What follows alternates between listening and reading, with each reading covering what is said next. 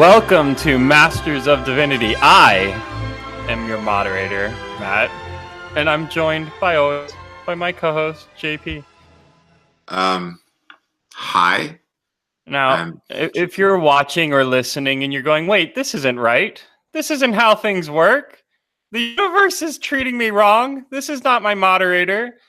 If you think everything is screwed up, well, folks, there's a good reason for that. That is because there is chaos in the cosmos. I think that the mighty snap of Thanos has ruined everything. Maybe even retroactively throughout history destroyed timelines and stories that should be important but have been treated less so. That should be incredible but have not amazed. The whole universe, it's off kilter. It's screwed up. And JP, today we're going to talk about it, but it has a title, and I'm not happy about it. And that title is Captain Marvel. Marvel's Captain Marvel. Marvel. Yeah, Marvel. Yeah. You seem kind of bothered by the mention of the name Marvel, but I should probably remind you that's a pretty important character in Marvel. Yeah. Mm-hmm. But you're not on board with it. You're not. I'm not on board with so much, JP. I'm not on board. But you can have your show back. But okay. I'm a child, and my feelings are hurt, and I'm not speaking with my friend right now, and my friend is Marvel Studios. Okay. Well, so you're gonna talk, and I'm gonna be over here going, "No, that's stupid." But I'm gonna work through it. This is gonna be some live on air. I can't even look at you while I'm talking. Wow. Some live on air therapy. Serious. This is pretty serious. But we're gonna figure it out. We'll make it. We'll be all right. Right. Okay. Well, like Matt said, we're talking about Captain Marvel, the latest Marvel film. If you're not familiar with Captain Marvel, Brie Larson stars as Veers, an extraterrestrial warrior who finds herself caught in the middle of an intergalactic battle between the evil Skrulls and her people, the Kree. After crash landing on Earth in 1995, Veers discovers that she is actually U.S. Air Force pilot Carol Danvers. While on Earth, Danvers joins forces with young S.H.I.E.L.D. agent Nick Fury, and together they try to piece together her past life while also attempting to stop the Skrulls from taking over Earth. As Captain Marvel, Carol Danvers uses her cosmic powers to try and put a stop to the war between the Kree and the Skrulls, once and for all.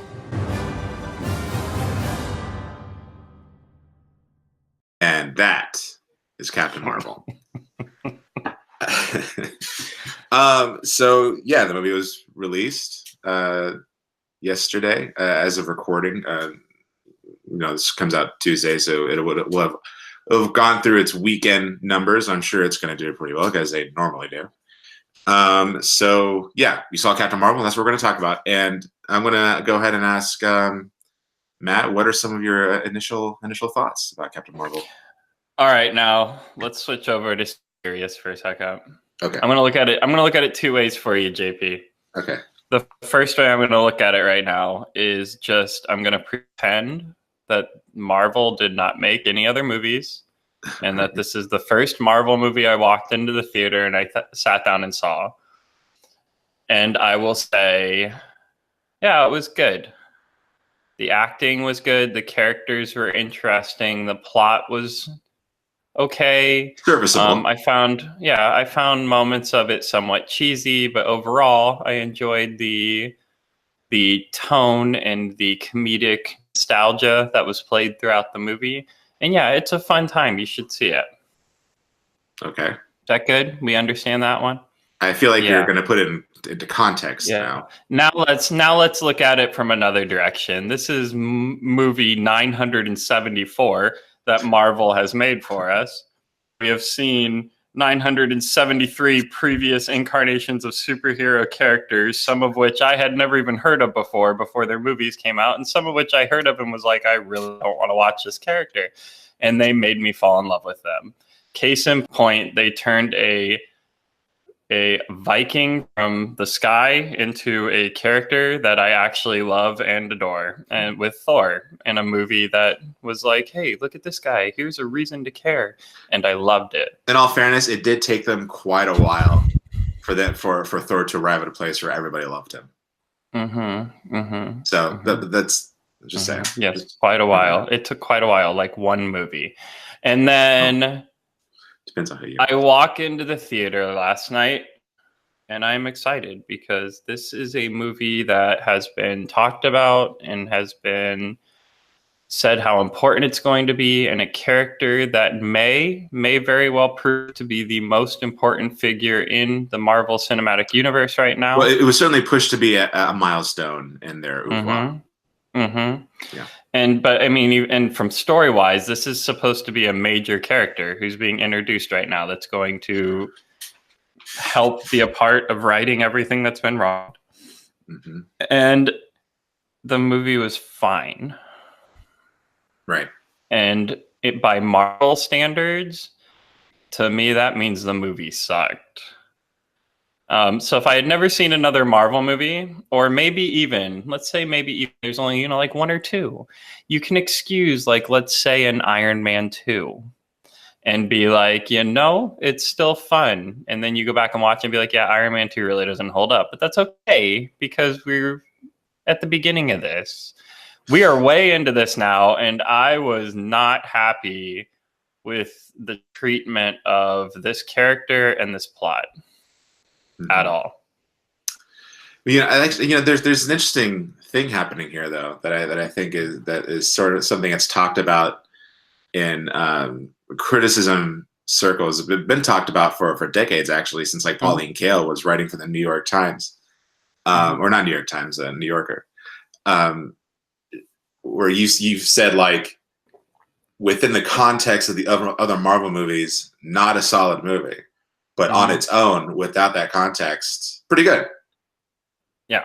Pauline Kael and many of her contemporaries would argue that your initial reaction that without the context of the movies, that is pretty good, is your actual feelings towards the movies and what should be considered more valid than your within context review. No. Do you want to do spoilers, or do you want to not spoil the movie? Oh, just do the spoilers. Just warn people. We're doing spoilers. How do you feel about Brie Larson? So what do I think about Brie Larson? Yeah. I thought that she was great in the movie, and I'm not just saying that. I thought she was great. I thought that she was fun as a character. I liked her portrayal where she's kind of, because I believe this is a lot with Marvel, but it's also a lot of the actor's choice with how childlike she can be at points, and then how very, very strong and adult, like, she can deliver another line. She has vulnerability, but she also has an edge. Right. So she fits this Marvel character like perfectly. We're used to these characters who can in 1 minute be joking around like they're a bunch of kids just playing while they're fighting people, like Captain America telling Iron Man to watch his language, and Iron Man going off on him while they're having like a life or death battle against an entire army of people. Yeah. She will fit perfectly into that world, and Brie Larson's delivery of it is, I think, incredible. I think that I love her timing with her lines. I love her tone with the way she does it. I love when she switches over to funny, but then can turn it in almost like the same sentence and make you feel what's actually happening. So I thought her acting was incredible, and I thought she's great as a character. I thought Marvel just stomped on this character and didn't give it anything it should have had, and that makes me really mad. Makes me mad. Yeah, I agree with that. I think she's a terrific actress. I think she really delivered in sort of capturing what they're always looking for with their characters and how they're being portrayed, which is that sort of writing that line between like you can make an audience laugh and also like really feel for you, and also kind of present a sort of edginess. Especially her character, I think she had sort of a more edge than most characters do. Yeah, and I think that she is the one who's shown in this movie. No pun intended. But you're glowing. But I think that a Jude Law and a Samuel L. Jackson were upstaged by her. I think that she brought her A game, and I thought she did great. I did. Yeah, I did too. Yeah, but I think writing wise, I don't know that they completely landed the character in terms of like development. What development? Yeah, see, I feel like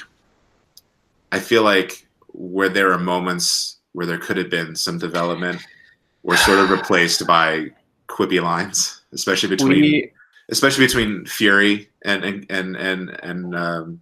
Veers, I guess, Carol, whatever. We are literally introduced to a brand new character by being given the backstory of, I don't have a backstory. That is her backstory. And throughout the movie, we're supposed to discover it.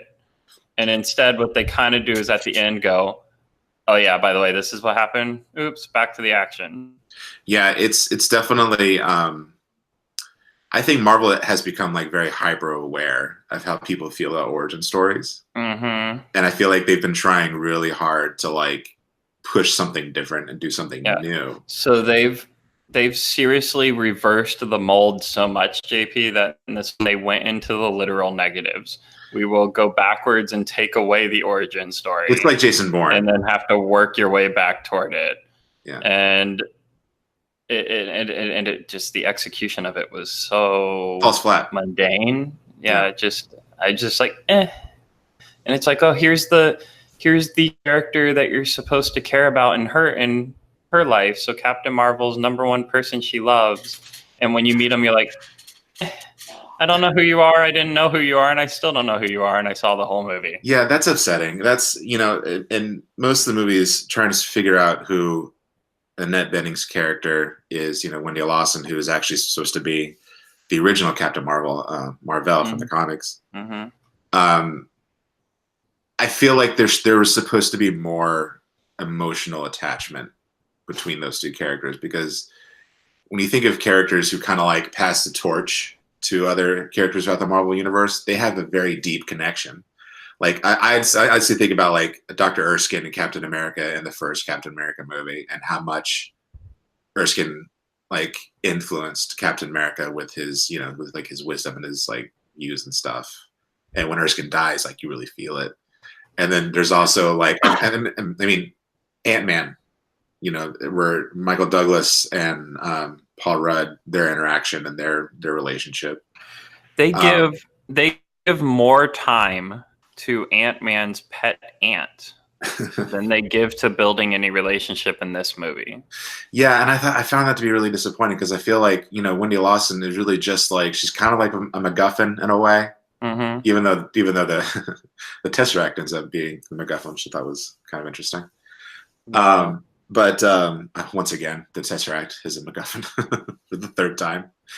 But they kind of literally turn it into the glowing briefcase. Yeah, it's just a glowing Fonzie lunchbox. That's kind of funny. Yeah, but but like what was I saying? Yeah, Wendy Lawson, or Marvel, as she's her real name.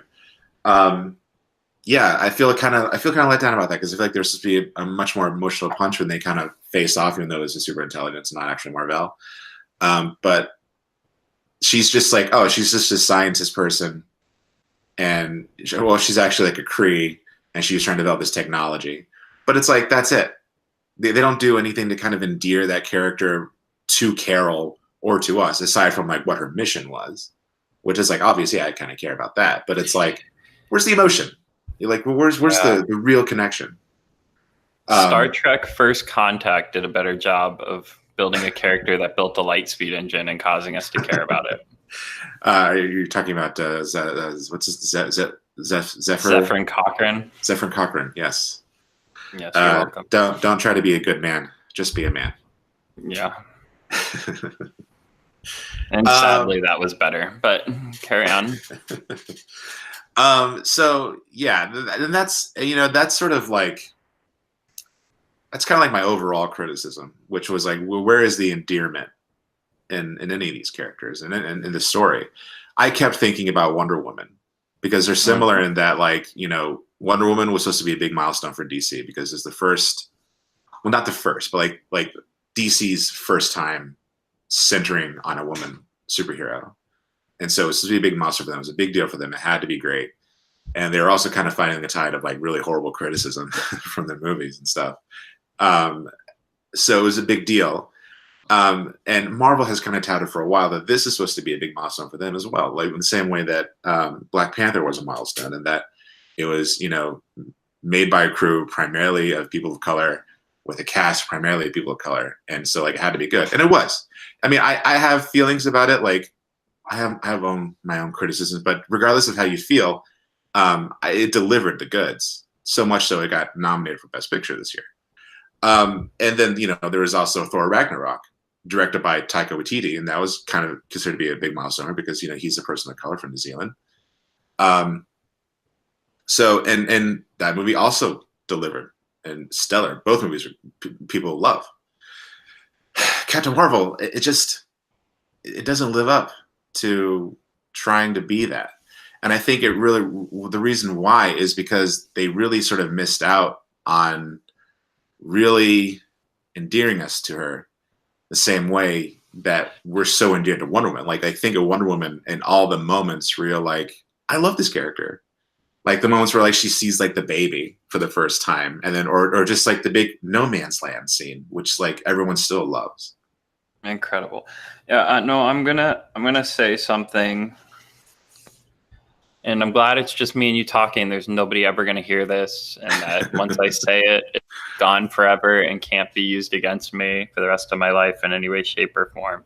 But DC won big time in this round. If you want to pick Wonder Woman against Captain Marvel, Wonder Woman. Totally Wonder Woman blows this movie out of the water. Yeah. And I never thought that when Wonder Woman came out, I was like, that is incredible. And they finally made a movie that's like on par with Marvel. Mm-hmm. Now I'm like, no, they beat you, Marvel. Like, yeah. I think a lot of that one's so good, and this one's so okay. That's all, just okay. Yeah. And I think a lot of Wonder Woman's success came from the fact that it was directed by Patty Jenkins, who is like just a phenomenal director. She only directed one movie like maybe almost 20 years ago, which is like, it's kind of sad that, you know, she wasn't really given much to do. But she, in the meantime, she had worked on a lot of television. Like I think she worked on like Breaking Bad. And I think she had a stint to Game of Thrones. I can't really remember. I might be thinking of another female director with that kind of filmography. So yeah, Patty Jenkins is great, and I think she's kind of the big reason why Wonder Woman did so well, and she was able to endear that character to us. This film, Captain Marvel, was directed by a directing duo, Anna Boden and Ryan Fleck, who directed movies I haven't seen. But they're sort of like, you know, Marvel did their thing where they kind of look for young talent who have sort of made like kind of festival darlings or like low budget darlings, and then just kind of like swoop in and pick them up and give them, you know, one of their big tent poles. And I don't know, I kind of feel like it kind of lands on them a little, because I feel like there's a lot of incoherence in maybe the first half of the movie. Did you kind of feel that at all? Yeah, there's inconsistencies, but now that makes even more sense. There's two directors. Like you can make it work, but you're going to be kind of have little tone differences if you've got two different people at the helm trying to steer a ship. They love the Russo brothers, and they're kind of giving them the reins of like the Avengers movies and stuff. And yeah, they're a duo. Yes, I see the inconsistencies in the tone at the beginning. I see it there in the movie, and I think that some of that should be placed on the directors. However, with Marvel, I feel like more gets placed on the studio because these films are so formulaic at this point. Yeah. that the directors have an opportunity to give us a little bit of their tone and surprise us, like Guardians of the Galaxy. But as far as how the movie plays out, the way it goes, the direction of Marvel's pretty much in charge of these things. It's like they're guiding the ship from Iron Man 1 till Endgame, and every little piece of it they're steering around where it needs to go. So I think, yeah, some of the inconsistencies and stuff are obviously placed on the directors, but I feel like with Marvel, it's a larger thing. When there's inconsistencies in the movie, that means the studio itself has made a misstep. Yeah. Because the directors, like I said, they can add their style, they can have say in how this movie steers, but as far as the actual point A to point B of it, Marvel's already got it planned out. Yeah. So it's Marvel's fault if there's a big stumble. Well, so yeah. Something I want to point out, and it's usually kind of the sign of not a solid story or a solid narrative, and also kind of an incoherent, sort of a muddied story. I'm looking at IMDb, and I kind of noticed this while watching the movie during the credits. According to IMDb, there are 8 writing credits for this movie, and I would say it looks like 3 of those are screenplay credits, and 2 of them are from the 2 directors who directed it. And then there's 1, 2, 3, 4 story by credits. Which, this could all just be like arbitration, like trying to get credit for whatever was contributed. But usually it's kind of like a bad sign if there's that many. Oh yeah, when it writers. Starts climbing in number of writers, that means they couldn't figure out what to do with it. And man, went through like a lot of revisions. Mm-hmm. And a lot of like, well, we keep this writer stuff, we'll take this writer stuff out, and we'll keep this here and take that out, and just and I kind of feel like, a lot of what I think about the movie Thor, and some of the big criticisms back then was that they wanted to see more of like what was happening in the cosmic part of the story, and everything that was happening on Earth was like really boring. And interspersing those two, it wasn't very coherent. But no, I agree with what you're saying. Is I think for the most part we've kind of, as an audience, moved to the cosmic level of these movies, where we're like, you brought us all the way out here, don't try and shove us back in the box over here. Keep it growing. So yeah, I see that. So yeah, and I don't know, I just thought it just, I didn't think it jived that well. The opening of this movie and the introductions to our characters, the world, the universe, JP, universe, not world, because it starts on a different planet. The universe feels too small in this movie from Act 1. We see the city she grows up in, but most of it seems to take place in like 2 rooms and narrow hallway. Narrow hallway where we have a little fight. They didn't build it out like they usually do and give us the giant grand views of, think of like Ragnarok when they're in Hulk's room talking. It's a massive window behind him showing an entire city. Or just like Wakanda and Black Panther. Yeah, and this one, it's like, no, you're in a hallway. There's no windows in our hallways. You just get a hallway.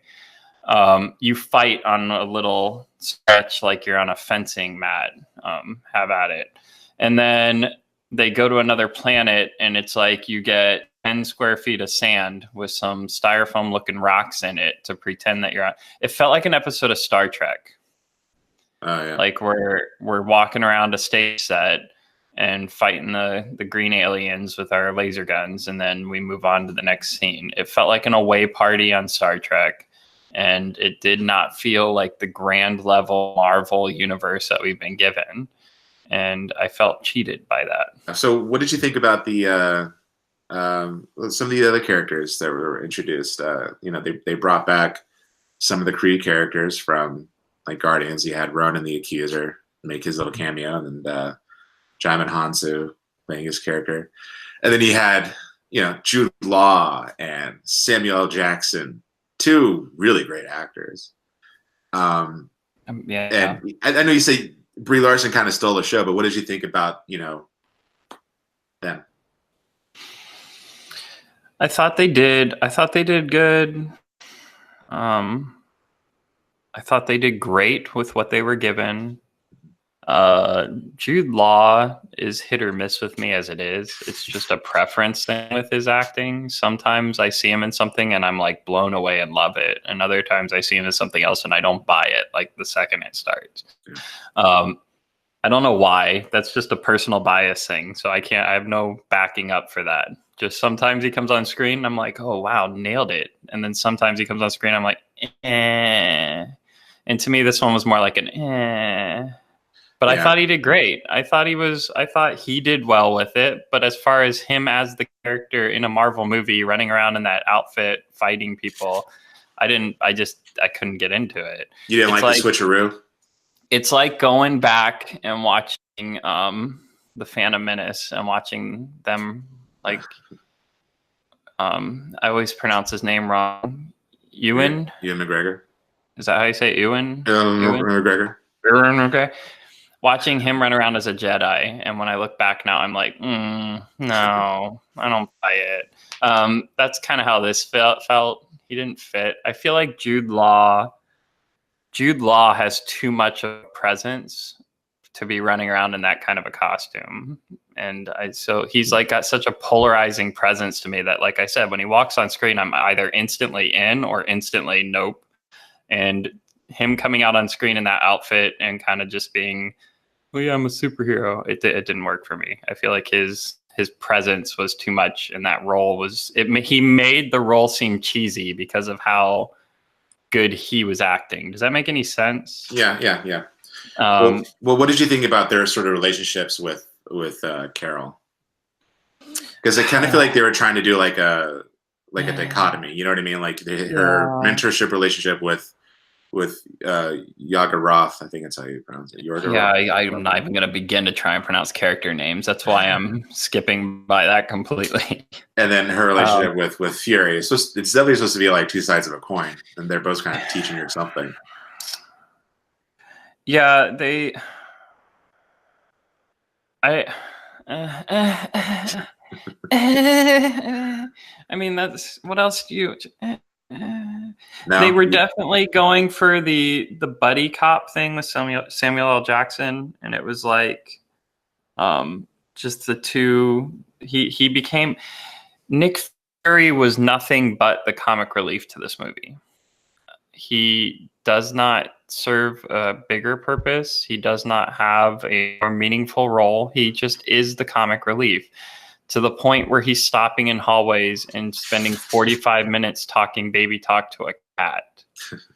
And I'm like, wow, you really like dumbed down that character for this role. They were developing a relationship with the cat, so the cat would like him. That the cat would become a pathetic thing used just like stupid rolling things in The Force Awakens that chase Han Solo through the hallways. That's how I felt about that cat. The wrath. Yeah, I don't give a crap what they're called. I forgot it on purpose. Don't remind me of them. But that stupid scene where he's being chased around by that in Star Wars, that's what that whole cat thing was to me. It was just a let's do this. And it was dumb. You liked it, didn't you? I liked it the first time. I liked it the first time they did. Okay, that was surprising. That kind of surprise and joke has been stale since it was originally done in Men in Black. Which one? Men in Black? Just the surprise of like, oh no, a cat. Like something being cute and cuddly and turning out to be scary. I think it's been done. I think Men in Black pulled it off, cracked us up, and ever since then other movies try and pull that kind of crap, and it's just boring. It's just I don't like it. I see. I don't like it. It probably would have been funnier if Skrulls were just afraid of cats. Yeah, if it was just a cat, I would have liked it more. It didn't have to turn out to actually be something else. Was actually liking the whole cat aspect of it, even though I found that cheesy and getting old really quick. And then I found out, oh, you made that joke die because you had to carry it out long enough to make another joke and have cat turn out to be something. Got it. glad I held in for that one. But I liked the scene where there's no gravity. They go into space and all of a sudden they lose gravity, and to see a cat floating around in zero G, I was like, that's kind of funny. And it like grabs on to Samuel L. Jackson's arm. It's like climbing down his arm. I thought that moment was kind of fun, but that should have been the end. Why didn't you have that be the payoff? Right. So the big villains in the movie. Oh no, JP, we're forgetting that since we're doing spoilers here, guys, that the ultimate payoff is to have that super hilarious post credit scene of him hacking up the hairball onto the desk, which is actually the Tesseract. Yeah. That was the joke that this whole movie was made for. Is it weird that I was hoping that it was going to be Howard the Duck? In his third cameo. just spit it. God. Just spit up. Where am I? That would have been at least, that would have at least surprised me, and I probably would have laughed really good at that one. But no, literally this whole movie and the whole point to the cat was to build up to the scene where, hey, here's what we could do. Let's have it hack up the hairball and it be a Tesseract. Yeah. And that's what they did. Well, I guess that's why they made it the stinger. Yeah, great. It stung all right. So the villains in this movie, at least at first, are the Skrulls. This is the first time we actually get to see the Skrulls in the Marvel Universe, which I was actually pretty excited about. And they really nailed it too. I thought they looked awesome. I loved the Skrulls. Like I want to see a bunch of movies with them. And I want Ben Mendelsohn to come back as Talos in other movies. I hope he comes back because I thought he did excellent as the head Skrull Talos. And I think it's because like Ben Mendelsohn, I don't know if you're familiar with who that is, Matt. No, I'm not totally, but you know me with names. He's kind of like Steven Spielberg's latest like go-to actor for like everything. Okay. He played the BFG. I don't know if you saw that. I didn't see it. No. The most recent thing he was in Ready Player One. He played the old guy who left all the stuff. I forgot his name already. I don't know. Yeah. No, apparently he was also the sheriff of Nottingham in the late Robin Hood. So. Oh yeah, he was. Yeah, probably the only good thing about that movie. He also played. He was in Rogue One. He played that Imperial officer guy. Orson Krennic. Krennic, right? Yeah. He's a great actor, and he's having so much fun in this role. You can tell. And that kind of goes back to like all of it, like the things he's saying and the way he's delivering. It should be kind of like cringy, but it's not.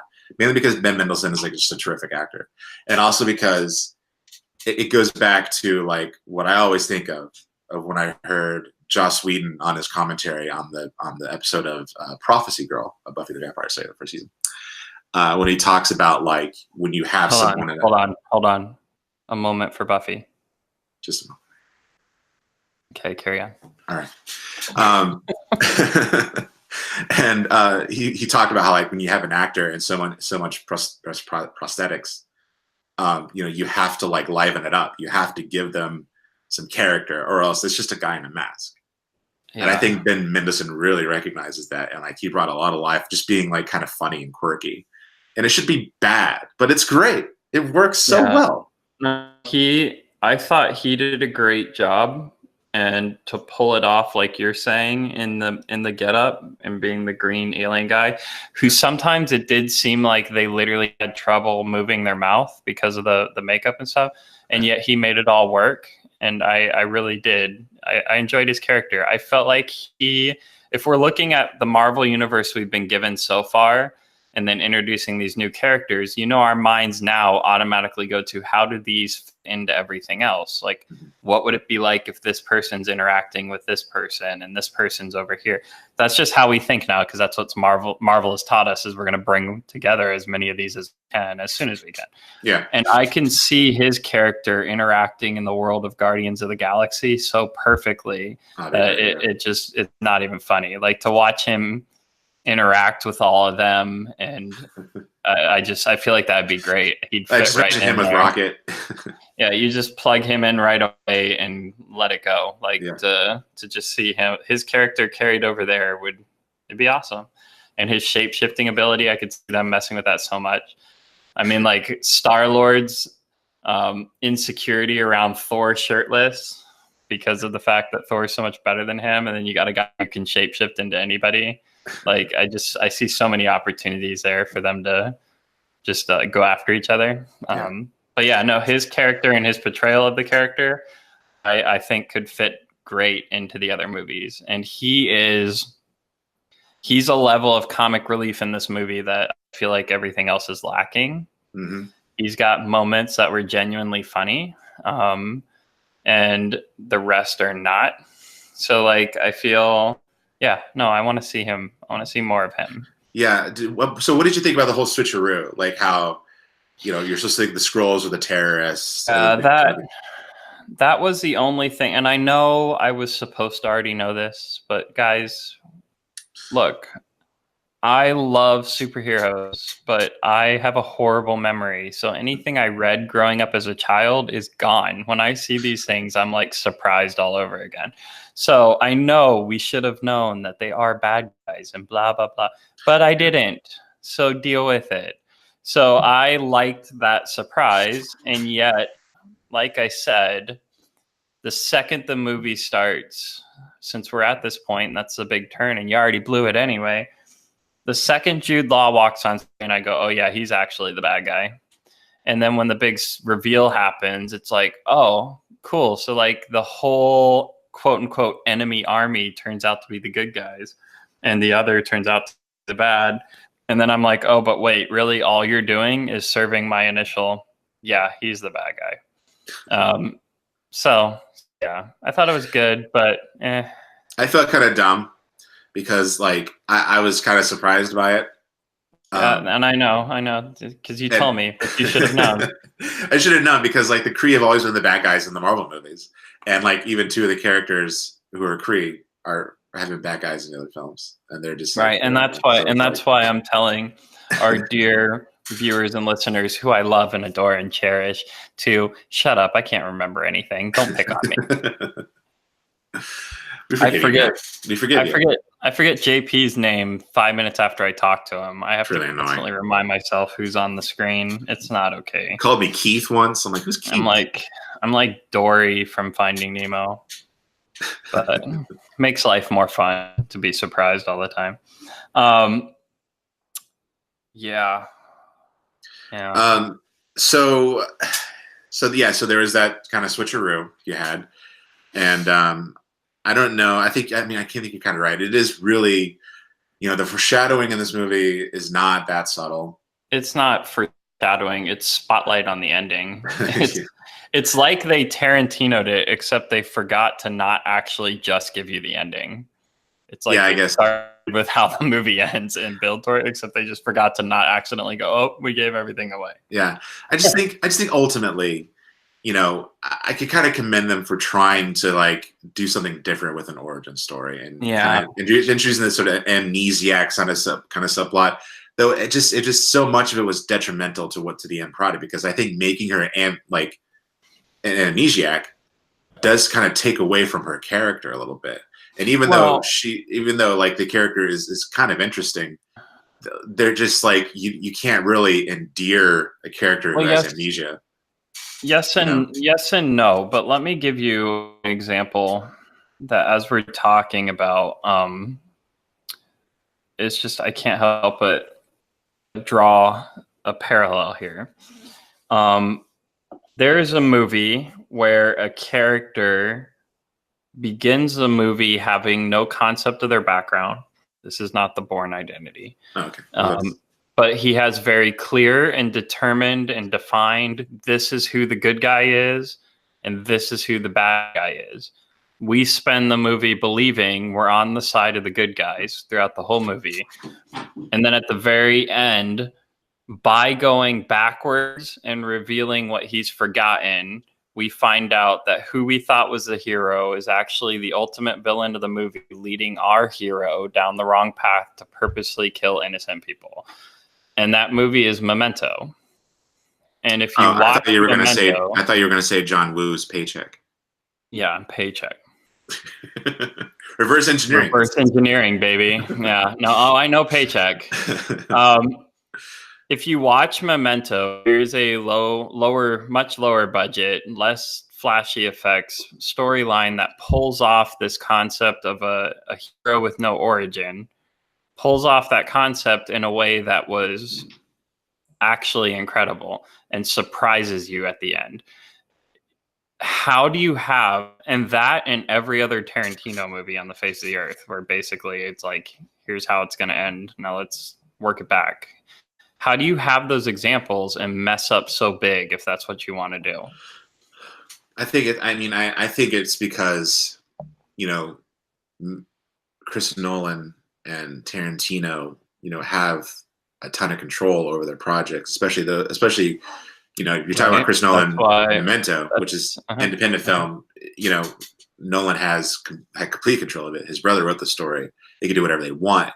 Mm-hmm. This movie went through like 8 different writers. Right, but and that's you why have the whole I say, Marvel machine breathing down your neck at the same time.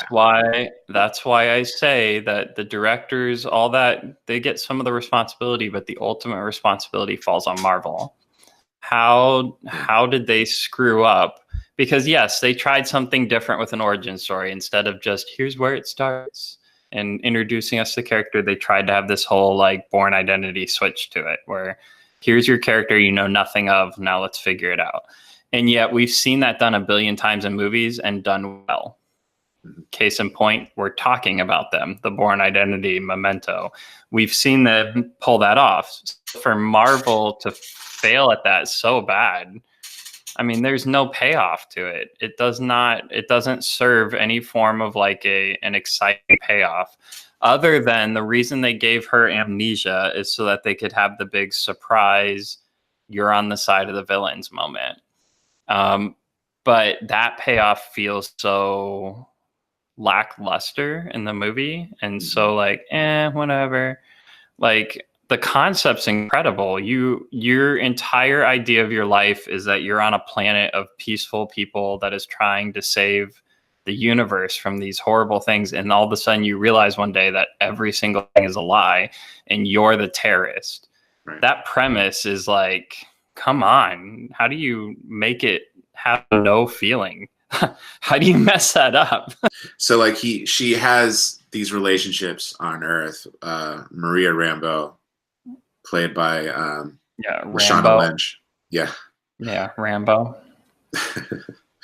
Played by Lashana Lynch, and it's like, I think, like I said, by sort of sacrificing that, usually retreaded origin story, you do kind of sacrifice the opportunity to endear her to us through her relationships with like Maria and her kid, even though they do reconnect and they are trying to, but it's just like it doesn't land. It's really poorly executed in this movie. I feel like if the way they did it, in order for it to pay off, this would have had to be like a 9-hour movie, and we would have had to spend like 2 hours just sitting in the living room with these two characters learning why they like each other, because we're supposed to care about them, but she doesn't know them and we don't know them. Right. So it's like, other than, okay, so you're a human being, I really have nothing else to care about. You know what I mean? Like, as far as a story point of view, it's just so poorly done.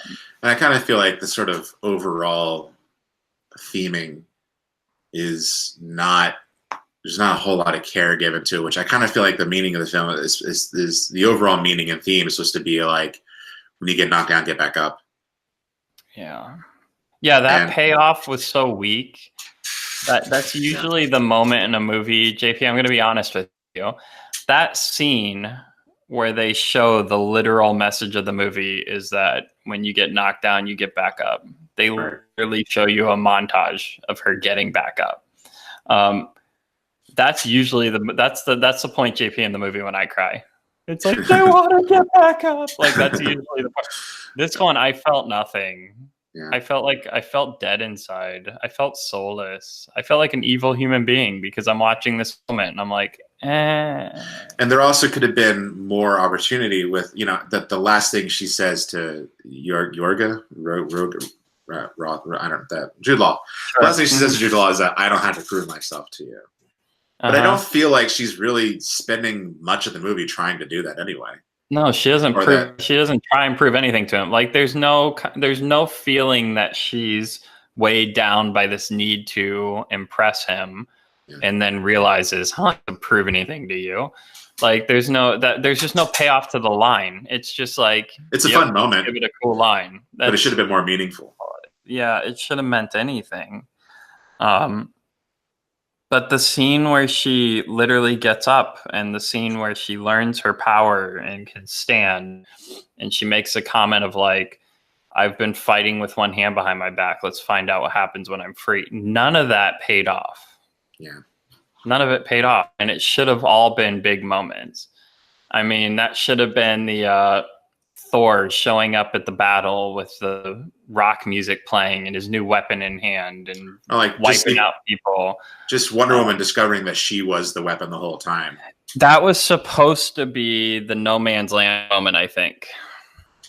Which part? When she discovered her power? When she stood up and broke off the AI stuff and stands up and then it ends with was it Samuel L. Jackson? Ends with him going, "You're glowing." Oh, yeah. Or you're glowing, right?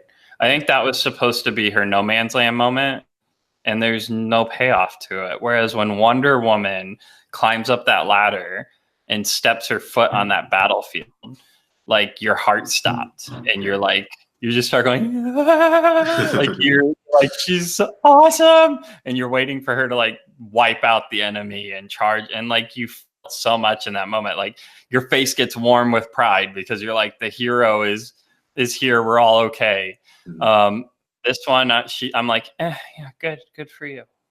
Okay. Yeah, and I think what's happening, Matt, and I hate to admit it, and I feel like if Chuck were here, there would probably be a little pushback, but I kind of feel like, a lot of people's big complaints toward comics these days, especially if you're a big comics fan, which is that there's too much focus on the events that happen, the event crossovers and stuff.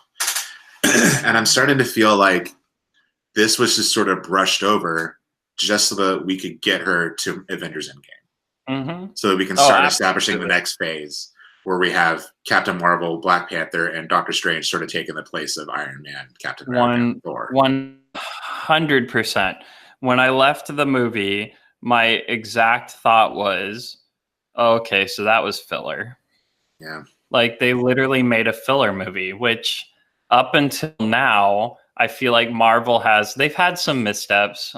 Doctor Strange wasn't the strongest movie. Let's be honest. I know you guys like Ant-Man and the Wasp. I didn't think that was very strong. Ant-Man and the Wasp. I didn't know. I told you. I thought it was good in the same. No, I said it in the same sense of this movie.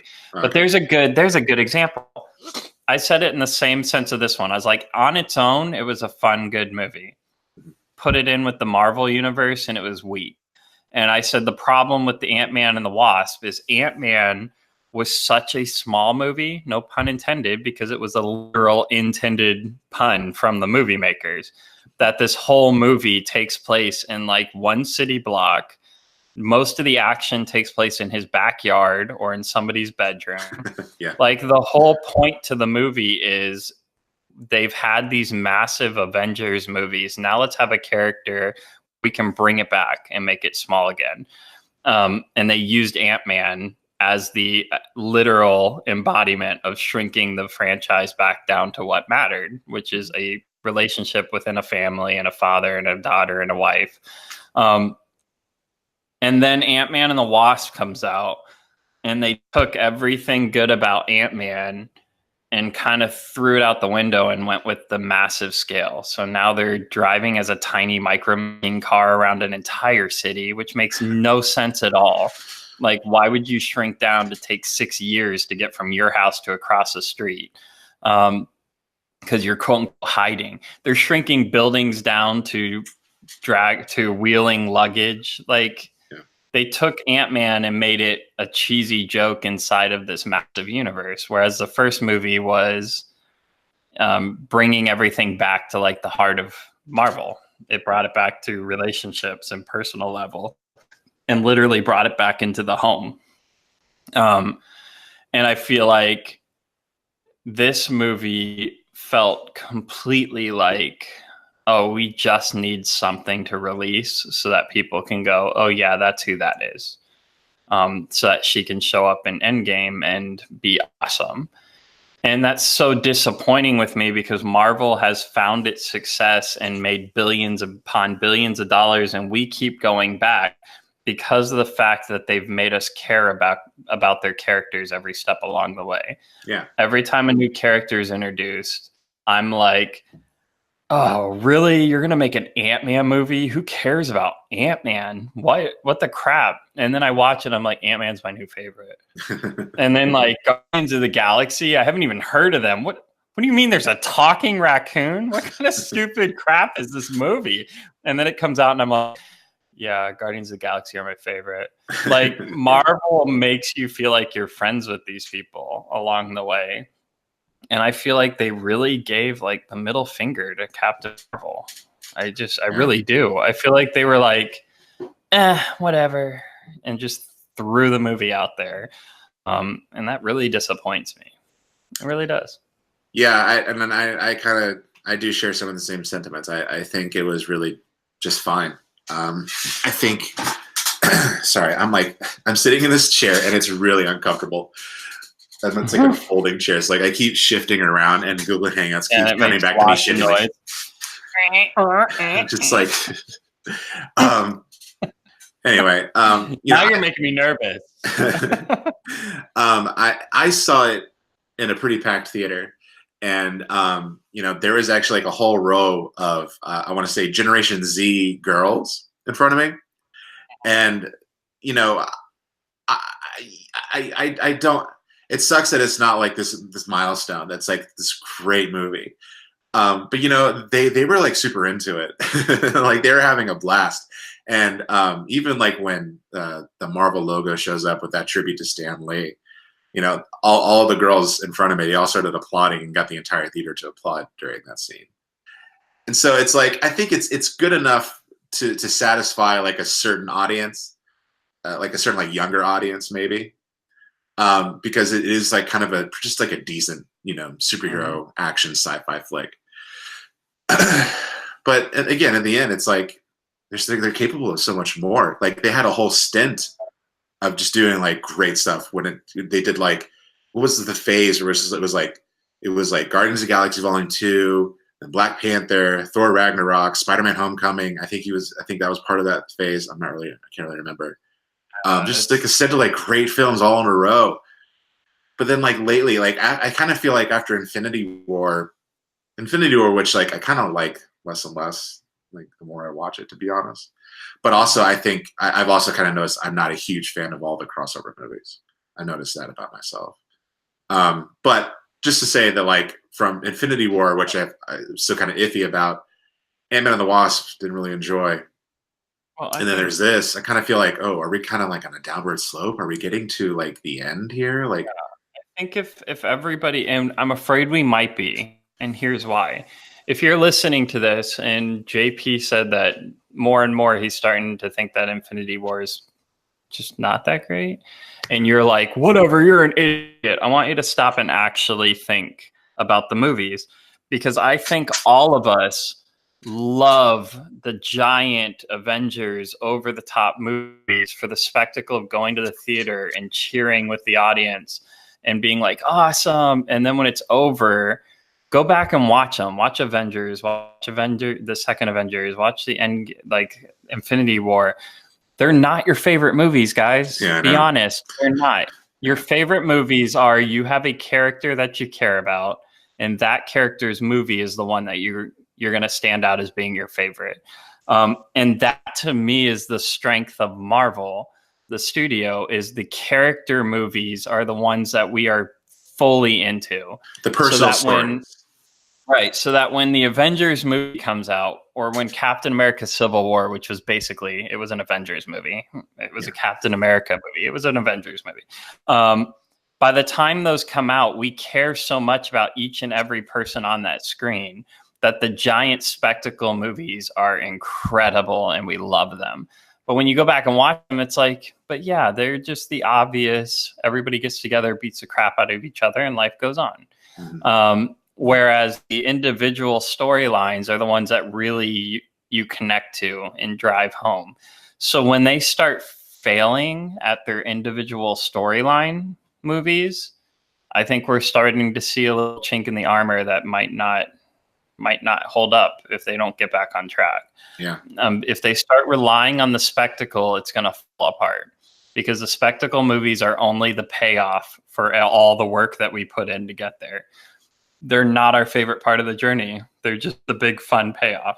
Mm-hmm. It's like when you were a kid and you were like, I would love to see like Hulk fight Thor. Who do you think would win? And you kept waiting for it. And then like the comic would come out and everyone would flip their lid and go out and buy the comic to see who's going to win the fight. And then when it's done, it's like, yeah, whatever, that was fun. I'm going back to reading Hulk. Yeah. That's what the movies are. Like the big spectacle movies are the huge fun payoff just to give us, that's where you do your fan service and you give us all the stuff we want to see and all the cheesy jokes that don't even need context because we followed you for 9 movies to get to this one. And that's where you do that. Your character ones need to matter. Your individual storyline ones need to matter, or your spectacle movies just become a bunch of people on screen we don't give a crap about running around doing something. Yeah. And yeah, that's where they failed me with this one. So, well, and I think what's interesting is that I don't know if you heard the news about DC, but they said that they were going to stop focusing so much on the shared universe aspect of the property and just focus on the individual stories. That's not necessarily say that like, oh, it's not a shared universe anymore. I think what they meant to say was like, we're not just going to do a bunch of lead up to event films. Right. They messed up and jumped completely to where Marvel is now. Marvel now is basically relying on their gigantic, massive movies that bring everybody together. Whereas DC was like, oh, cool, we'll just start with that. So they started Batman v Superman and threw in a bunch of characters as an afterthought of like, oh, look, this person's coming, this person's coming, this person's coming, this person's coming. And then they what if we start with the event film and then they made exactly. No. Exactly. So Marvel's like getting to that now. It's like they had it right. They realized, no, we're not focusing on the shared universe in the sense that our goal is to get to Avengers. We're focusing on a shared universe in the sense that we're going to make you care about each character in this universe and then show you how they all come together. DC messed up. Just throw them all in the movie together. And people are like, I don't even like these people. Why are we watching this movie? Can you imagine how much different it would have been if they just started their whole franchise with just Wonder Woman, like right out the gate? I think it'd have been something more identical to Marvel's success, because that's like what they did. I think if that was their first movie and that's where it built from, I think it would have been a totally different story completely. Because that was their Iron Man. It just happened after how many failures? 3. 3 Three really bad. Well, no, not even 3, because you've got to take into account like the Man of Steel movies played into all this too. Man of Steel, Batman v Superman, and Suicide Squad, and Wonder Woman. Yeah, forget about Suicide Squad. Yeah, I forgot about Suicide Squad. Didn't we all forget about Suicide Squad? I'm excited about the sequel because James Gunn is directing, so that's it should be good. I'll be excited about the sequel if it turns out to be any good. I'll go see it, but I'm not excited about it till something happens that's actually exciting. I've given up being excited about something until I see it now, JP, because hype has done nothing to disappoint me. How weird it would be if like all of a sudden the pendulum just starts swinging now towards like DC's favor, and I become like a DC fan. Yeah. That would be like, I told you. That would be like me going from my iPhone to finally being like, you know what, guys, Samsung is better. Like, the Galaxy is so much better than the iPhone. Yeah, no, but it could happen. I don't want to see it. So can we, as we start tying up here at the end, can I express another just little further example of how I don't know what I'm talking about, guys? I realize that. Okay. And how I get excited when I'm like, oh. JP, I was wondering why when they said her name, Carol Danvers, why I knew her name already. Why I was like, they said Carol Danvers. And I'm like, oh, okay, yeah, I got it. And then I'm like, wait, no, I don't got it. What do you mean? Yeah, why do I know her name when I've never known a single thing about Captain Marvel, like ever? I don't read comics like that. I never knew it. Because of Kara Danvers. Oh, yeah, Linda Danvers. And yeah. No, Kara Danvers is Supergirl. Right, yeah. And Carol Danvers is Marvel. And so then last night I got to discover the whole fun world of DC and Marvel basically suing each other over this character. Oh, did they? I didn't know that. I thought Carol Danvers existed before Linda Danvers came in. Let's see. Apparently, because I thought Linda Danvers was like a product of the '90s and Carol was from the '80s. Well, the names I don't know who had what name first, but characters being drawn together. What I didn't know is that DC had a Captain Marvel first. Yeah, and then Marvel created a Captain Marvel, and then DC tried to do them for it, and that's why they had Shazam. And they had Captain Marvel die and become Carol Danvers, who took over as Captain Marvel. But Carol Danvers mysteriously has like the exact same name as Kara Danvers, who is Supergirl. Yeah. Like I love that basically everything we're watching, JP, is nothing better than two giant, massive corporations that hate each other. Yeah. Well, I think Kara Danvers is a product of the TV show because I remember reading the comics in the 90s when I was a kid and reading Linda Danvers was like a new persona that Supergirl had taken on like in 96, 97 or something. I don't think the Danvers name existed in DC before then. And I think Carol Danvers came like years before that. I don't know. My point is, but the Marvel thing is true. My point is, I'm not enough of a nerd to know which one came first. And I don't mean nerd in a negative sense. I mean, that's actually an indictment myself that I am not enough of a nerd to know which one came first. I want to, so please let us know. But my point is, the only reason her name is Carol Danvers and Supergirl's name is Kara Danvers is because Marvel and DC hate each other's guts. Whoever did it first, the other person did it just to be like, middle finger to you. You ripped off our character. I'm stealing their name. And like, what's coming out in just like a month or so after Captain Marvel? I don't know what's coming out. Shazam. Oh yeah, Shazam, which is their original Captain Marvel, right? Yeah. Oh man. And apparently it's probably gonna be better. It wasn't Jean Grey was like Miss Marvel originally or something. She's like Marvel Girl. Marvel Girl, Miss Marvel. Yeah, they hate each other so much. It's so much fun just to watch like mommy and daddy go at it, and they always act like they don't care about each other. Yeah. I don't know. Let's do their thing. I hate them. Do whatever you want. I don't give a crap. Let's name our character exactly the same. Just exactly. Like it's impossible to not think of us when you hear them. What was Stan Lee's nickname for DC? I think was it like direct competition or something? Like oh, that's funny. So someone correct me in the comments. Yeah. Something competition. I forgot what the D. I think it was like D. I forgot. So anyway, I think that's all the time we have. That's all the time I'm giving to this. Yeah, no, I mean, I'll let you do your wrap up, but I'll give my final thoughts on the movie. You 100% should go out and see it. You should 100% enjoy going out and seeing it, and try your hardest to not notice the glaring fact that this is a fall short Marvel movie, because the movie itself is a fun ride, but that's the problem, is it's nothing better than just a fun ride. And from Marvel, I've come to expect more than that. But it is fun. It's just, realize this is more of your cheesy, straightforward, nostalgic romp version of fun. It's just go to it for like the, okay, that was cool. Lots of needle drops. A lot of yeah. A lot of 9 Inch Nails t-shirts, ripped jeans. I mean, come on, man. There's some things about this movie that are worth it.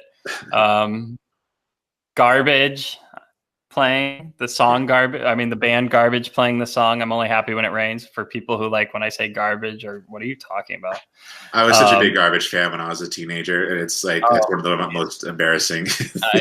I not great, but the only reason I love that song and got so excited when it came on is because you brainwashed me to like it. I got so tired of hearing you talk about the I'm Only Happy When It Rains, and it like plays in the scene where he's driving like the convertible with the top down, and it's in an episode of X-Files. Yeah, that's the episode of X-Files that stars Bruce Campbell, and there's a scene where he's driving with the top down on his like red convertible.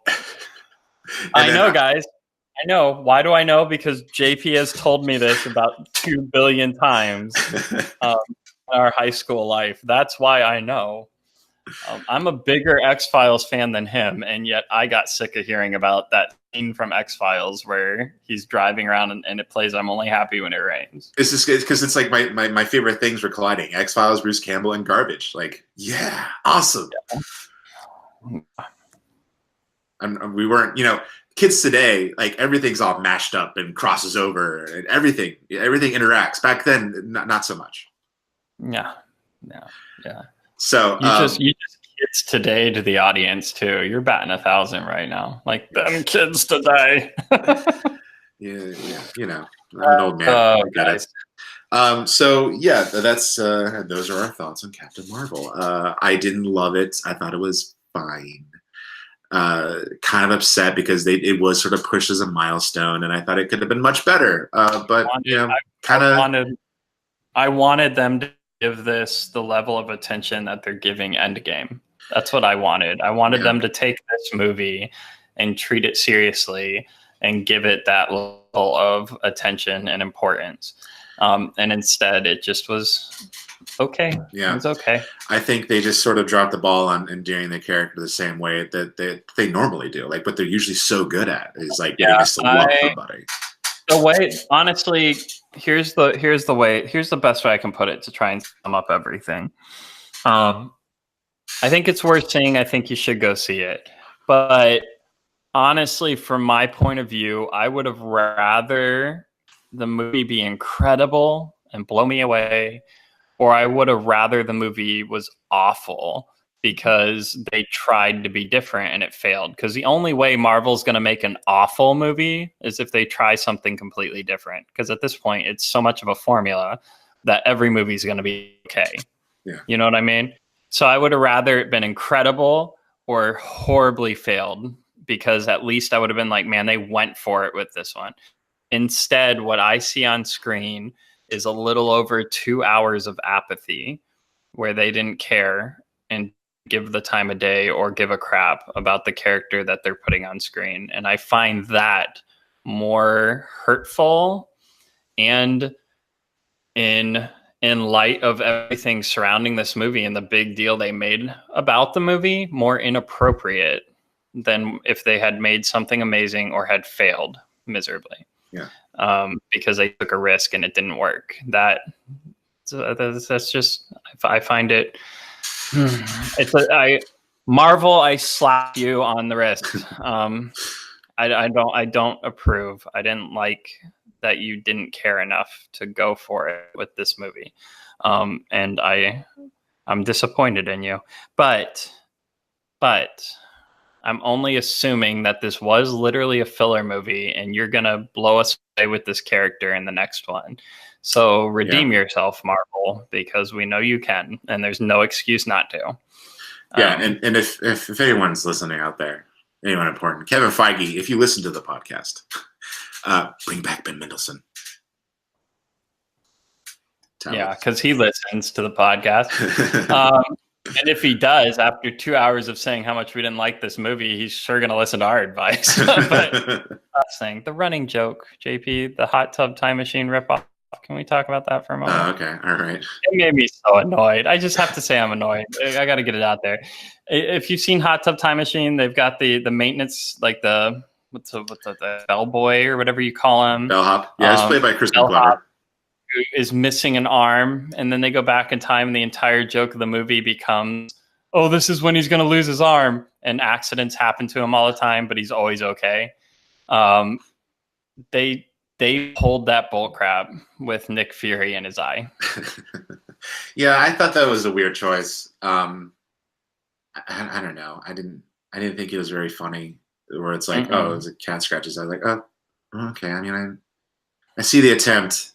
Yeah. Anyway, that's all. That's all. I had to get that out. I can't talk publicly and not address the horrible disappointment I felt. Thank you for that. They made Nick Fury nothing but a joke in this movie, and it is okay when he is a joke sometimes. He has been before, but to make him nothing but a joke, I didn't like it. So carry on. All right. Well, what did you think about Captain Marvel? Did you love it? Are we completely in the wrong? Did we just did we miss something that you saw that you loved? Did you hate it? To tell us what you think. Let us know in the comments. Let us know in our Facebook section. Our Facebook page, comments, whatever, and let us know what you think. Unless it's a bad anti-SJW take or something, I'm going to delete that crap. We don't stand for that here. So yeah, let us know what you thought. But we'll also just tell you we think you're bad, so don't worry about it. I'm not against telling somebody I think you're stupid. But go ahead, carry on. So yeah, let us know what you thought about the movie. We're interested in what other people think, and yeah, so that's Captain Marvel. So thank you so much for joining us and for listening. Don't forget to subscribe, comment, ring. I always point at the wrong. I think it's this one. Ring that bell to get the notifications whenever we upload an episode to YouTube. I don't know that. And also, leave a review on iTunes. That helps us out a lot. Please, people, we know you're listening. We love you. Do us a big, huge favor. I don't often please, but please just click and write a 2-sentence review on iTunes, because that helps us not disappear in iTunes. We don't want to disappear. If there's no interaction, you literally become impossible to find nowadays. So review, just put a it's cool or I hate them, but put something. You think we had good Christian fun on our podcast for just for fun, just for laughs? No, we needed that SEO, baby. I did. I started a podcast and was like, what do we want to do with this? I'm like, I just want to talk to cool people, and we got to talk to cool people. So I did. I had them on for me. I'm glad you all got to listen, but they were on for me, and I'm excited. Great episode, by the way. Fun. It was a good episode. So yeah, do all that stuff, and thank you so much. Have a wonderful week. Join us next time, and good journey. Good journey.